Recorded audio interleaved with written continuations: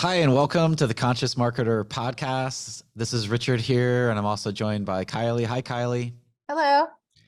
And we have a very special guest and treat for you today. We have Michael Hauge. He works with people who want to change more lives and make more money by telling compelling stories. He's been one of Hollywood's top coaches and story experts since 1985.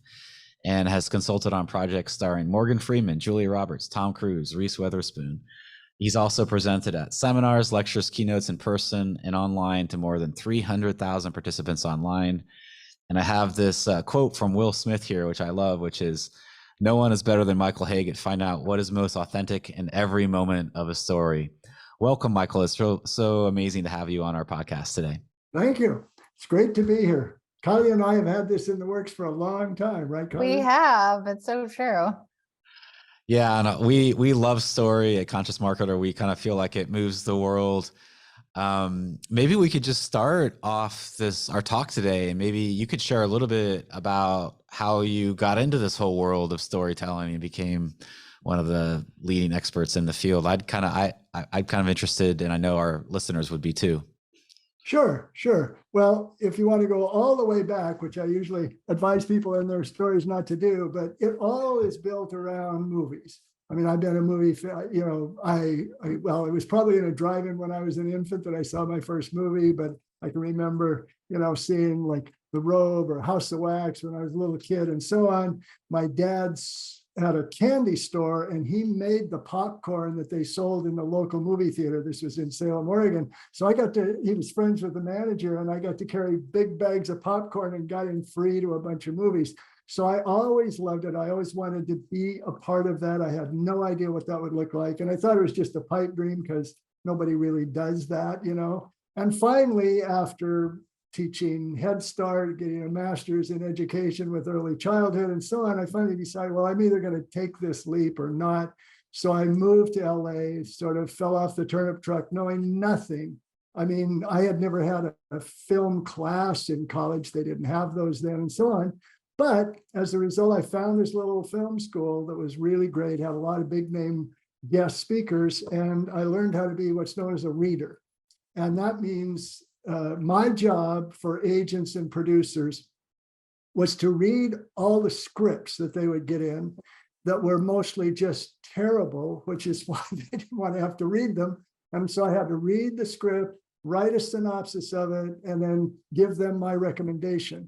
And when I started out, I was making a whopping $10 a script, and it took about a whole day for me to read the script and write the synopsis.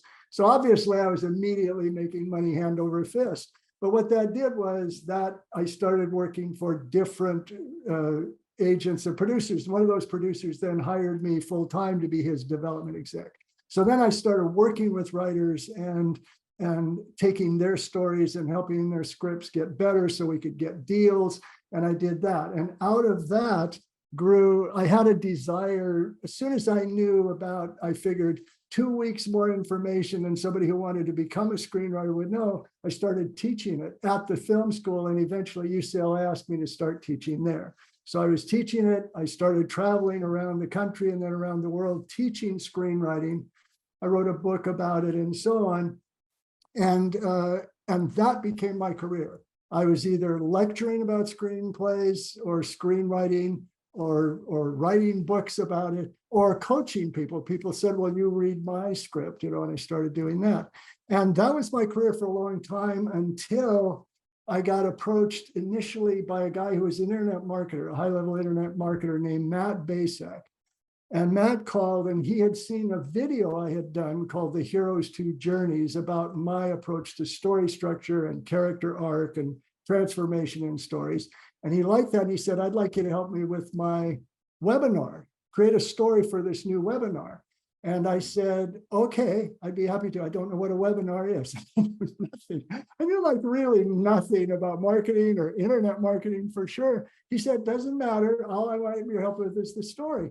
And so what happened was he flew out to LA and he told me this idea for a story about when he was being investigated by the IRS. And I said, well, okay, I don't know about webinars, but if this story you're telling me were a movie, here's how I would open it. here's what it needs. You need to be more vivid. You need to transport the people hearing this story into the world you've created. We need to see these IRS agents come to your door. We need to hear what they say. We need to know what you're terrified of. We need to see the journey went on. And I just kept saying, if this were a movie, if this were a movie. And he told me a few years later, he wrote a testimonial for me, and he said that one story I helped with has probably now made him more than $10 million.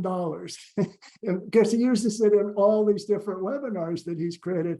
And that was sort of my clue that story is story. And the principles that make Hollywood stories lucrative and effective and reach everybody around the world are the same principles that will help anybody tell stories and try to persuade people to take action. And at the core of that, it's because stories elicit emotion.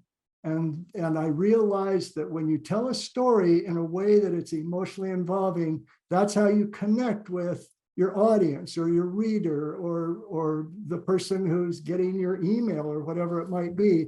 And that's when you're in a position for them to trust you and want to work with you and to persuade them to take what action you want. I love that. Before we get into what makes a story great, you mentioned that some of the screenplays you read in the beginning of your career were pretty terrible. So what makes a story terrible? I've been thinking about that. I think about that all the time. But when I started teaching, when I wrote my book, or when I started anything where I was helping other people with their stories, the starting point was because when I went into the first agent's office and got my first stack of scripts after he'd hired me, because he had me read a script as a sample. And he said, if you do a good job doing the coverage, the synopsis, you're hired for $10 a script. And if not, you're not. So he liked what I did. So I go into his office. This was before there was internet, of course, anything like that. I get my stack of scripts. And I said, well, hope some of these are good. And he said, don't get your hopes up. You'll be lucky if 1 out of 100 scripts you read are any good. And I thought, this guy's a sourpuss. How could that be? And I read 100 and he was being modest, he was underestimating how many bad ones there would be. So what I did was I just compared all those bad scripts to the movies that were successful, especially at the box office, that said, what's the difference? So the things that make for a bad script are essentially almost always the same thing that make for a bad story for entrepreneurs or in the business arena or for public speakers. Number one, assuming the person knows how to write words on a page or something like that. Number one is they're way too complicated. They go all meandering around. It's as if the storyteller thinks, well, when in doubt, add plot. So there would be a lot of tangential information, a lot of repetitive, comments. They'd leave the story to make comments about what was going on instead of just holding us into that emotion. So that's the first thing. Next, there are sort of these core elements to it that aren't even present or aren't well done. First of all, a story has to have a hero. I'm sorry, I'm already shifting into what a good story is. So to keep it negative, I would say there's no clear hero, or there's a clear main character, but we don't care about them. We don't empathize with them. We don't identify with them. So that psychological connection that an audience needs with the main character of a story is missing. So now we're just sort of hearing or observing the story rather than participating in it. So there's that. And then even it couldn't be any worse, because you got to have a hero. And the other thing you got to have is there would be no goal. It would just be like, well, here's this character and here are these things that happen to this character. These in the bad scripts, oftentimes that character would be the writer's, grandmother who was chased out of Russia by the Cossacks or something. But it would be like, well, what are we rooting for? What does this person want? And they would just sort of meander around. It'd be like a day in the life, or even worse, it'd be a year in the life of a character. So no hero, no goal, no empathy with that character. And then finally, no conflict, no obstacles to overcome. I mean, you could make a story about a hero whose goal is to make a cheese sandwich, probably not going to make that money at the box office, because what creates the emotion you want your listener to feel is the conflict in the story. It's what are the obstacles, both external and internal, that the character has to overcome. So, I mean, you could answer yourself, Kylie, if you ever go to movies, you've seen bad movies, just say, what made that movie so bad? It doesn't make any sense. I didn't care about the characters. It was boring, means complicated and meandering, and Yeah. The thing I've seen the most with my own movie watching is, like no character development at all. And I'm like, this person hasn't changed. All these bad things have happened to them. They haven't risen to the occasion. They don't care about anyone. They're flat. That's been my main observation with movie watching. If I actually turn something off before it ends. Yeah. I mean, one of the things, all good stories are going to be about some kind of transformation. Now, it could be limited because the hero has to change. At the very least, their circumstances have to change by the end. So even if it's just a violent, surface level serial killer or science fiction or demon movie, it's still, the demon has to be destroyed and the character has to have survived that. So there has to be some change. But in better stories, the character's courage or the character's action are going to change the world for the people around them. They've either saved other people from the alien invasion, or they've won the love of the person that is their destiny, and they're changed by the experience.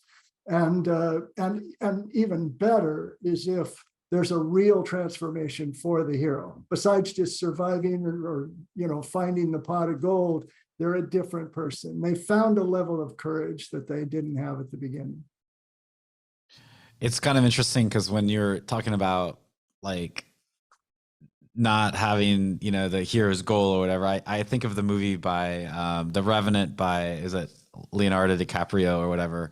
And right. I just remember cheering for the bear. I was like, I hope the bear wins and just gets him and takes him out. I was like, well, okay. Have you seen Cocaine Bear? I just saw Cocaine Bear last weekend because it sounded fun, and it was, But I guess I wasn't a big fan either. At least Leo DiCaprio did have a goal. He wanted to get revenge on the people who had done that. But I don't. I think probably a certain degree of empathy with that character was missing if you're more empathetic towards the bear. I think the bear got bumped off early on, so then you probably were ready to leave. I was. It didn't hold me, but I guess everyone has their thing. Maybe, Michael, would you mind sharing a little bit more about the hero's two journeys? Because I think that's so important, and maybe in storytelling, how we could bring out maybe the inner journey. I know that's part of it. Yeah, sure. What I mean by the inner journey is what I just touched on. It's how does the character transform by going on this journey? I mean, the hero's journey is a term that's now bandied about so much. I'm not sure that everybody uses it, has even heard of Joseph Campbell, who sort of originated the idea, and so on. But the way I define that is a hero's journey has multiple levels, as Joseph Campbell did it. He was, I guess you'd say, an anthropologist primarily, but he examined centuries of myths and fairy tales and legends and stories from all different cultures to look for certain commonalities, certain stages in those that a character would take in those stories that were consistent, and certain archetypal characters they would encounter on this journey. But what I mean by the inner journey is not that visible journey of achievement. So it's like if it's a heist movie, the achievement is we want to rob the bank or find the buried treasure, whatever it is, and get away with it, get away with the crime. That's all visible. So if you said to me, well, my story, even if it's in the business arena, I want to tell the story of how I 10x'd my business. Okay. I'm just made it because you hear that. that's a current sort of watchword or phrase, and so on. Or how I became successful as an internet marketer after leaving a job I hated. Well, so that goal, if you're telling the story well, you pin it to something we can imagine. So I knew I had to make $100,000 in 1 year. Or I knew I wanted to win, I wanted to find my true love and and be in a permanent relationship, but we can picture those things. The inner journey is more invisible. And what I mean by that is that if we're in real life, if there's something we desperately want or we're struggling to achieve, there are always going to be external obstacles. We may need to learn more things. We need to work out to get in shape. We need to take some financial risk, all of those things. And there are people we have to deal with if it's in a company or enemies we have to overcome, whatever it might be. But generally speaking, the biggest obstacle we always will have to overcome is our fear of taking whatever emotional risk is involved.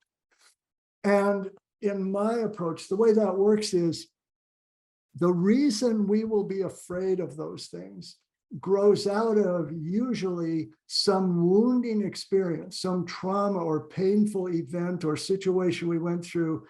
A lot of times in childhood, or especially adolescence. I mean, basically nobody gets out of adolescence, unscarred, let's say, okay? And so it might be that we were raised to believe. I have a new client that started this week, and what she said to me is, if one time in her childhood she brought home a B and not straight A's, and her parents lectured her for 3 hours. And so the wounding part of that is she got this idea that she had to be perfect, okay? Or another time, if in some way we felt abandoned in some way, or we had our heart broken when we fell in love for the first time in high school, or whatever it might be. But whatever that wounding experience is, it will generate a belief we have. We think, okay, now I understand how the world works. Okay, if I'm not perfect, my parents won't love me. Now, this is not conscious. This is all in the either subconscious or unconscious. I'm not quite sure of the distinction, but these are the things we acquire because we have to feel safe when we're growing up. We have to feel like we're protected. Our parents will do that. So we've got to do whatever it takes to get them to love us, even though that new client's parents would never have said, we won't love you if you're going to be, but that was the belief that was instilled. And so when we have that belief, now it engenders a fear, the fear of ever experiencing the pain of that situation before. So here this person now has brought into adult the idea, well, whatever I do, I better be perfect at it. Or whatever I do, I better not ask for help because I'm expected to take care of everything on my own. Or whatever I do, I can only make a certain amount of money because I can't surpass whatever level my parents were at when I was growing up. Or you name it. Or in any romantic comedy, it's usually I had my heart broken before. I'm not going to let myself fall in love again because I can't withstand the pain. So in a movie like Hitch, that's his whole wounding experience. So we have this fear. And so what we'll do now to avoid experiencing that fear and reliving that wound is we'll create emotional armor. We'll create a false self that we present to the world. It's what I call our identity. We get attached to certain things. So in Hitch, for example, if you know that movie, he's a date doctor and he helps men who are truly in love win the love of the person who is their destiny. So he's all about helping other people fall in love. But when he comes to himself, he says, yeah, that's not really for me. And he sort of lives this life as a single guy who sleeps around, but he won't allow himself because we learn he had his heart broken. Okay, so his identity is date doctor who will find love for others, but never falls in love for himself. It's like, if you want to know what that identity is, you ask about a character, and this isn't a bad question to ask with your clients when you're trying to find out what is really stopping them. Just say, how would you fill in the blank to this sentence? I'll do whatever it takes to achieve my goal. I'll do whatever it takes to find true love or get in shape or be the right weight or make $1 million or whatever it is. I'll do whatever it takes to do that, but just don't ask me to blank, because that's just not me. And when somebody will honestly fill in the blank, now we know what their fear is. Now we know. We may not know what the wound was, and we may not need to. But so now you have this identity. But when you tell the story, and this is pretty true for real life too, when you tell the story, it's got to be clear that whatever the goal of the character is, the only way they can achieve that goal is if they're willing to let go of that identity and live in what I call their essence, which means their truth, live up to their potential and let go of those false beliefs from childhood or whatever it was. And so that tug of war, but to let go of our identity is terrifying because we think our identities are who we really are. Okay, so what a good story will do is it'll create this inner conflict for the hero. The pull, the tug of war within the character is, well, I can be safe, protected in my comfort zone, but unfulfilled, not fulfill the dream I say I want, or I can live in my essence, go after my dream, and basically be scared shitless. And that's the choice. That's the inner conflict. And the inner journey is just accompanying all the steps somebody would take to achieve their goal. It's that journey from living in fear to living courageously in order to ultimately achieve the goal that's going to bring real fulfillment or love or satisfaction or whatever they want. Geez, that was a lecture, wasn't it? That was amazing. That was amazing. A conversation. Sorry about that. I get kind of excited talking about the inner journey stuff. So sorry, Richard, but I do too. That was great. So getting back to the cheese sandwich goal, and you're just talking about goals and transformation along the way to attain a goal. If a writer or storyteller is kind of staring at a blank page, they kind of know where they want to go with the story, but they're not sure which details to share. How do you guide people to select a goal that an audience would actually care about? Well, let's say you're telling the story for business. When you're doing that, the first thing you want to know, let's say it's a story for a webinar, or you're going to make a speech and you want somebody to, whatever, hire you as a consultant, let's say. Okay, first thing before you start thinking about stories is, who's your market? Who is it you're trying to reach?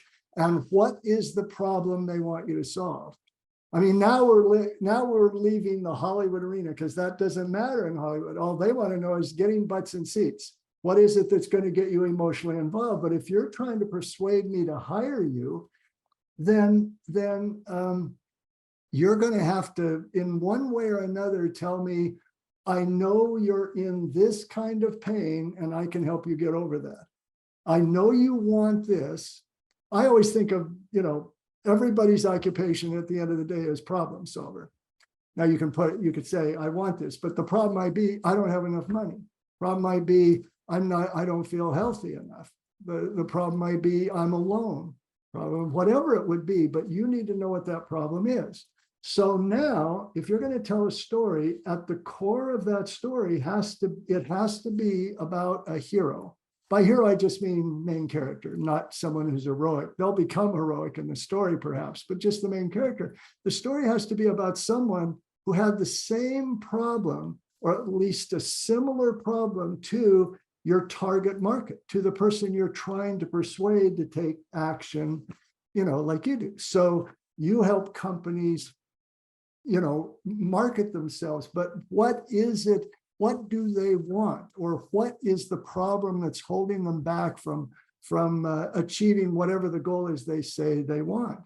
And you have to tell a story. Okay, well, you have that problem. Well, I already worked with someone who had a similar problem. Now, it may not be the exact same business, but the problem might be, I had a big turnover in my business.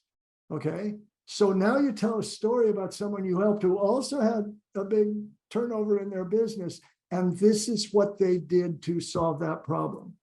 And if you're telling the story about yourself, then because if you're presenting yourself as someone who can solve that problem, something you must have in some way or another felt, experienced that problem yourself, or at the very least, you had a problem that solving that involved the same principles that your target, buyer or client has to use. So it may be a story about how you were able to move from a job you hated into self-employment by doing X, Y, and Z. Now, they may want to have their own pet store, and your self-employment was you're an internet marketer, but there are certain things that are similar. So you look for the people that you've worked with or yourself that have had the same problem, but solve that problem with your help. And then that solution is what you're trying to persuade them to let you do for them. Did that make sense? It did, yes. Yeah, I think it's really interesting because a lot of times when we're telling those stories, those case studies, it's kind of subtle, but we're trying to show that the client has shifted their identity at some point in that story too. And so it's like we're not explicitly saying that it's an inner journey to shift the identity, but really that's kind of what has to happen because they have to overcome that fear or barrier. I think that's really fascinating because I've never kind of linked the identity piece into like a testimony or a case study, but that's really what we're trying to do, correct? Yeah, exactly. I think what you don't want to do, Richard, is say inner journey when you're making your pitch, unless you're talking yeah, about of course, yeah. what you wanted. But in your story, if you weave into your story that when you went through the situation or when one of your clients did, you came to realize, or he finally recognized he was holding himself back because of some, deep fear he had based on some wound in the past. If you weave it into the story about that character, the beauty of that is if you say directly to someone in an audience or someone you're giving a sales pitch to, well, what I see here is you're afraid. Your parents were probably very strict with you. Wouldn't be the best sales pitch, I don't think. It might. But if you say, well, here's this person and they have this fear, and you can sense it's very similar to the fear that the person you're trying to persuade had, then you're getting into that inner journey level and you're letting them experience that transformation through the character and the story you've told. So you spoke earlier about stories eliciting emotion, and I worked primarily with people's origin stories. Mm-hmm. And I feel like I kind of shoot from the gut as to whether or not it's a story that's going to work. And usually it's because I can feel something when I read it. And I know you and I have talked a lot about the sensory details, making it more emotional. And that's something that you kind of pounded into me that I've transmitted to other people. What are some other elements of storytelling that make it more emotional? First of all, I didn't pound Yes, it you into you. did. Yes, you did. Kylie, get it together. I'm going to pound this into you until you do it right. I don't ever even persuading you. You stood on my shoulder and you said emotions. No, I'm just kidding. Yes, that's right. Feel. That's one of the things I always loved about it. I thought, God, you're so good at getting right into the heart of what's going on with the character. Your stories to me always had just so much more heart. I mean, you told them directly, but we talked about that a lot. So maybe you were shooting from the hip just because instinctively that's where you go. But as far as making them more emotionally involving, the first thing is conflict. And the second thing is what you said, it's detail. It's that ability to transport the audience, we'll say, the listener or the reader, whatever, into the world you've created with the story. And details will do that. I just, a friend of mine who I'd worked with, it just came out with a book. And he says when he at one point in his story, his origin story, he went to see a counselor. And he said, when he first showed me the story, he said, so I went to see a counselor. And the counselor said, and I said, no, wait, where were you? Where was this counselor? What is this place like? And now in the book, he says, so I went to the counselor's office. There were three of us in a room the size of a closet. I'm sitting on a folding chair with my legs crossed, drinking a cold cup of coffee. And the guy looks over his both bifocals and says, and then he adds dialogue. So it's those details that because that's how we get involved. It's everything to me begins just like a movie. It's like you're creating a movie in the mind of the person you're telling or writing the story for. because that's why movies are so powerful. We're not observing two people fall in love in the Titanic while it sinks. We're on the Titanic and we're falling in love because it's that involving. But you can't show a movie when you're telling the story. So you've got to create imagery by the way you tell the story. Yeah, that scene that you just said, it made me feel anxious. I was like, oh man, it's that like awkward moment before walking into the therapist's office, and it was giving me that sense of anxiety that I've gotten a lot of times sitting in waiting rooms. Exactly. And I thought you meant you were getting anxious because of what I said about Titanic. And I said, have you fallen in love on a sinking ship too? What a coincidence. No, it's the cold cup of coffee. It makes me anxious. Yeah, exactly. When you're developing story, what's the starting point for you exactly? Like what Richard was asking, where do you begin? Similar to what you said, it's what's the end goal of your audience? What's the intended end goal of the audience? And do you either have a story where you had a similar goal, or when a client that you worked for had a similar goal? That's usually where I start. It doesn't always have to be an exact match. Like if they tell me I didn't have the transformation that my clients had, then sometimes I'll look for just an emotional match. Like, are they feeling a certain way? Do they want to feel a certain way? And did you have an experience with that sort of emotional arc? It's not my first choice, but that would be my second way of looking at it and kind of finding a way in. Yeah, exactly. That's great. One of the things that reminds me of too is when you're working with even if they're talking about a satisfied client, but when they're talking about themselves, then you say, well, you need an origin story. I think the mistake is thinking an origin story is like the one when I told you my origin story, I did what I would tell a client don't do. And that is, don't go all the way back to your birth. It's not your origin. It's the origin of the process that you're trying to tell somebody you're an expert in.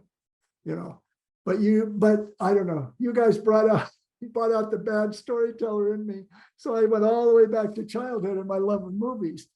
But if you were saying, how was I able to coach people in business? I would have started right at the point where I got the call from that Matt Basak, So I think, and it goes into that thing of meandering. You want to be careful that it's not everything that's happened. A lot of times when I talk to clients, especially in business, more than that, they say, I don't know where to begin because I've had all kinds of clients and all kinds of things have happened and so on, and so many events. But if you do what we were just saying and zeroing, well, pick one that has a problem very close to, or was in a situation very close to the people you're trying to persuade now. I think for a lot of our clients, they kind of view marketing as this thing that they have to do, and they might even hate marketing, and we start to shift them to see that marketing, kind of like a movie, can be a teaching, it can be a journey, and then I kind of love what you were saying before earlier, where there's an identity shift where you help people connect with their real essence. And so there's all these marketing formulas and crazy things that people teach. But really what we want people, when they go online and are writing a story in an email or their sales page or doing a video, we want people telling stories from that deeper place where we help them to shift away from this false persona and then actually just be real, because we know that that's going to create connection. I'm kind of curious, when you work with people who maybe are reluctant to share their story, or maybe are living from this other part that isn't who they truly are, how do you get them to open up and to share the details and to be vulnerable online? Because for a lot of people, that is scary. It brings, like you said, the fear is brought up of emotional risk, is what you said, if I remember right. This fear of emotional risk of sharing is a real thing for our people. Yeah.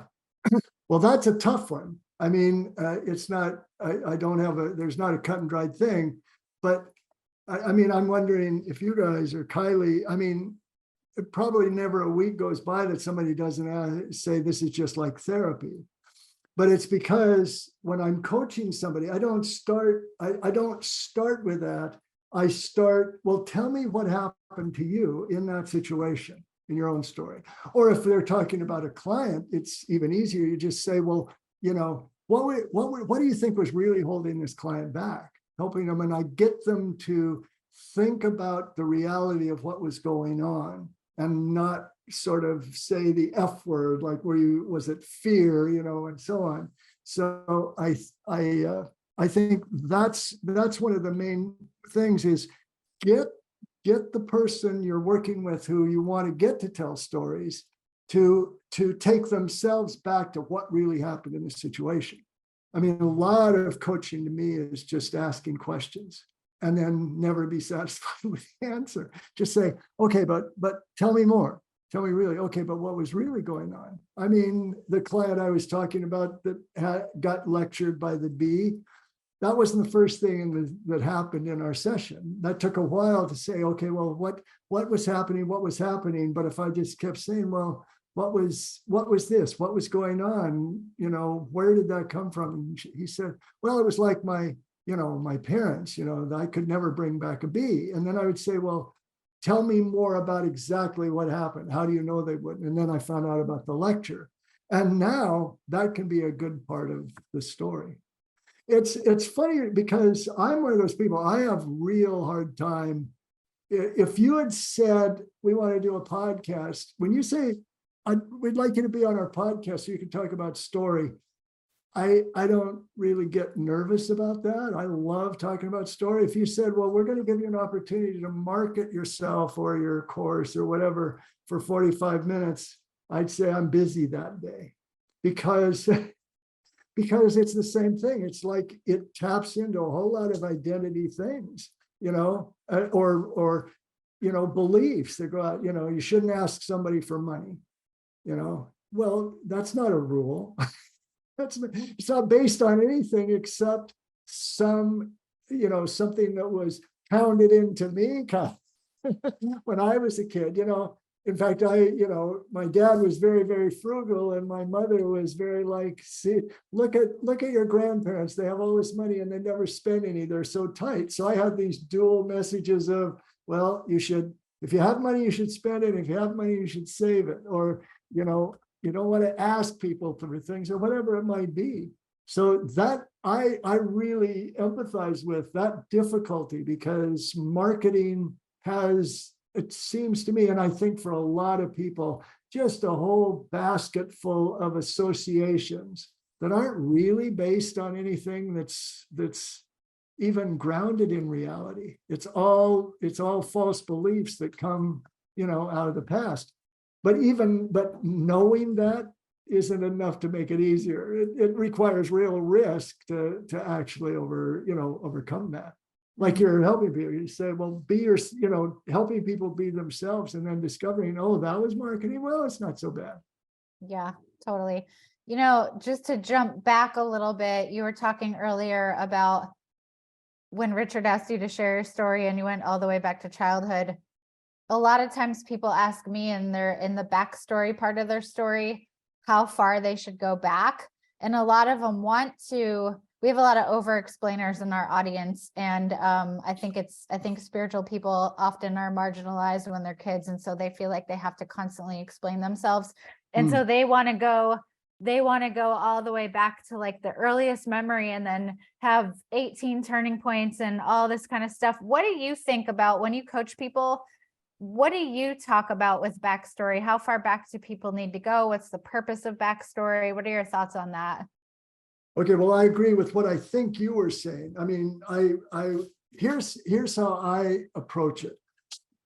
I would generally steer people toward start the story right before the moment where you decide to take action, as late as you possibly can. Like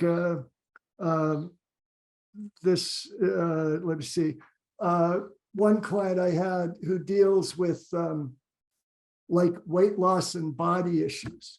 And so we're chatting and I'm asking about all this stuff. And I said, and it's a real hard question for people to answer. It takes real thought, and I have to really prod to say, tell me the tipping point. When did you first take action to start when did you take the first step toward the process you're now helping people do? And they'd say, well, I guess it was this. And I'd say, okay, what happened right before you took action? And so what, in her weight loss thing, she said, I said, okay, the day you decided to finally go find someone who could help you get in shape, a trainer. Okay, what happened right before that? And, well, I don't know what happened that morning. Well, I remember I was looked in my closet and nothing fit. And I said, okay, that's where you start the story. Because I said, if you were taking action on Thursday and you weren't taking any action on Tuesday, something had to happen on Wednesday. So you start right before, because right before you're in a stuck place where you haven't taken action. So you're in a state of sort of lethargy and inertia. And that means there's some fear holding you back, but I don't worry about that so much. It's like, tell me about the day right before you turned in your resignation, or tell me, or it might be right before you got the diagnosis that you had a health condition you were going to have to now overcome. But then when it comes to backstory, I say, don't worry about the backstory. We'll get to that. Because like with the person who was looking in her closet and then was also the person who had the couldn't get a B. I said, then you can go into the story and you can say, and when the guide, the reflection, in this case, the trainer said to me, well, you don't have to be perfect. I just could hear my mother's voice saying to me, what do you mean you got to be? So now you can go back to what happened. You can still tell us, but don't start the story way back in the past. Reflect on what happened in the past as a way of telling us. So you start, I was miserable in my job, or sometimes I'll have them add this phrase, they'll say to themselves, this isn't what I bargained for. When I got my PhD in business, I thought it was going to be like this. Well, now we know some of the backstory. I could have done it that way. I said, but all I could say to him is like a movie, because everything I ever did since I loved movie as a kid was think about things in terms of movies. And that would have been, by the way, it would have taken up a lot less time of this podcast. But anyway, you see what I'm saying? So I don't rob them of the ability to talk about the past, but don't start with all of that step by step up to the present. I'm so embarrassed that I told the story now. We're going to have to do this all over again. No, it was good. No, I get it. I get it. And I find too that when people have trauma in their story, which I advise them away from in business stories, they really want to go back to the very, very beginning of things. Oh, yeah. Telling a business story from a stage is not your opportunity to get counsel. It's not therapy. You can have easy shorthand stuff. I remember the day that this happened, and ever since I felt like this. That's plenty. Sometimes you don't even need to reveal what the wound was in the past, because those fears that we carry are universal. That's one of the reasons that the inner journey is so powerful. Because if you're telling me how to create a website, okay, there's 1,000 steps, and it could be different, and that's completely different than how do you bake a cake. But if you get into the level of the fears, those are universal. I mean, have you ever met anybody that doesn't feel at times like an imposter? Have you ever met anybody who isn't terrified of falling on their face, or being abandoned, or getting their heart broken, or thinking I'm not good enough, or thinking I'm alone, or whatever it might be? Those things. So when you get to that level, you're going to have a deeper connection with almost everybody in your audience. Yeah, I love that. And it's really, we live kind of in interesting times now. And I would say there's a lot of, obviously the media runs by fear, but there's a lot of fear about AI and job replacements and things like that. But I think as conscious marketers, and it's kind of what we do, I think because of all this AI stuff and a lot of what's happening, I think it makes storytelling even more important. What is your view on people getting out there and telling their stories and kind of just being real as a way to differentiate themselves? Well, I think you know the answer, because story is everything. I mean, all I ever really talk about pretty much is story, not just because it's my career, but it's just really that. When you say getting out there and being real, that's becoming rarer and rarer in the public arena. It's like, oh my God, is anybody going to tell the truth about anything? Not just political lying or something like that, but that willingness to be in your essence, to share your truth, is so powerful and so necessary. I mean, I think one way of looking at it, I think the biggest problem facing civilization right now is loneliness. I mean, we're just so disconnected, and we become more so, it seems, so if AI is like any other tool, it's like saying, well, a computer's good, or is fire good, or something like that. But if it's some new way to separate, to let machinery, write a story, or write enough so we don't even have to get involved enough to make up what we're going to say and what we write, there's an element of that that's not good. So I think, yeah, if you can have chat, whatever it is, write the first draft of a story, that's fine. That'll get some of the things down, but you have to then add yourself to that. Did that answer your question, Richard? Because I know what you're getting at, but it's the truth and connection are, to me, the reason that stories are so necessary. Yeah, definitely. I think that it's all about, like you said, like putting your essence out there, and I think it makes storytelling even more important. And like you said, when everybody's going that way, I think by telling your story and being vulnerable and having the courage to do that, then you can actually make a difference in the world and really help people's lives. So I just love everything you've been saying throughout the whole interview today. Oh, well, good, thanks. This One is other thing I was going to share is sometimes a lot of times what I encounter is the attitude, sometimes implied, I can tell their feelings, sometimes said out loud, that nobody would want to hear what I have to say because I'm nobody special. And this is where movies come in really handy, because I'll say to them, it's because you're nobody special that people want to hear you. I said, go look at the box office returns for movies. And if you look at Marvel movies, you can't count sequels.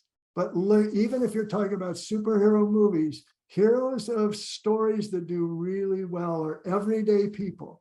That's why I say a hero is not someone who's extraordinary. A hero is an everyday person who becomes extraordinary. And that's the journey to whatever they're after, and finding the courage to be themselves and get it by being in their essence. That's where the courage comes. That's where they become extraordinary.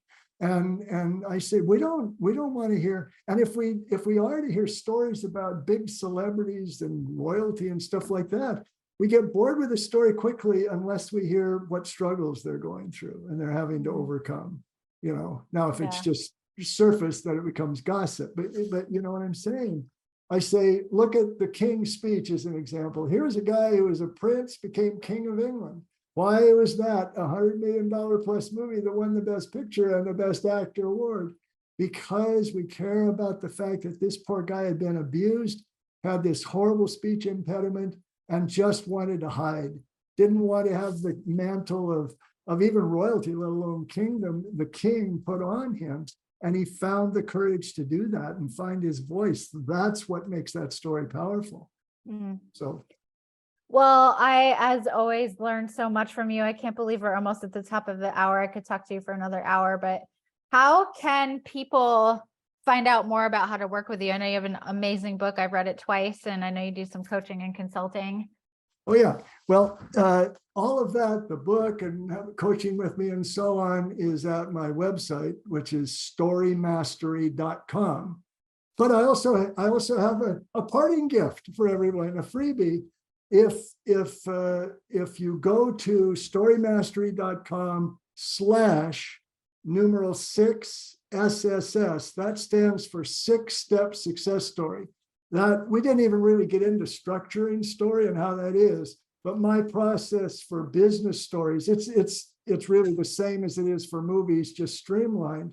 But what I call my 6-step success story process is the 6 steps you need to take a hero through from the time they're introduced until the life they have, having completed their goal. So everybody who goes to that, you can download a chart that lays out what those 6 steps are and explains all of them, so you have a better idea of how to follow the right structure when you're coming up with that story. So all of that is there. Just go to storymastery.com, but if you add that, you get a freebie. Awesome. Well, thanks everybody for joining us on this special podcast. Thanks, Michael, for sharing all of your amazing wisdom. And go check out Michael's site. If you want to get all the links and the show notes, you can also go to consciousmarketer.com/podcast. You can find Michael's podcast there. Michael, it's been a real pleasure speaking with you today. And thank you for all the work you're doing, because you're helping improve so many lives. I love that people say, hey, this is just like therapy. You know, I think that's such a great phrase. I think that's one of my favorite things you said, because I think writing your story is like therapy in a bit. You know, it's like it's so close to the art, because you have to dig really deep. Yeah. And that's the struggle. And it's like a good story. That's the struggle, and that's the reward. Because nobody says that and then leaves. They just said that this is like therapy. Like, I didn't bargain for this, but they stick it out and the story gets better. Thank you guys. It's been great fun. I hope we can do this again. Thank you so much. We'll have a follow-up episode for sure. Absolutely. I hope so. Thanks, Michael. Thank you. Thank you. Bye for now.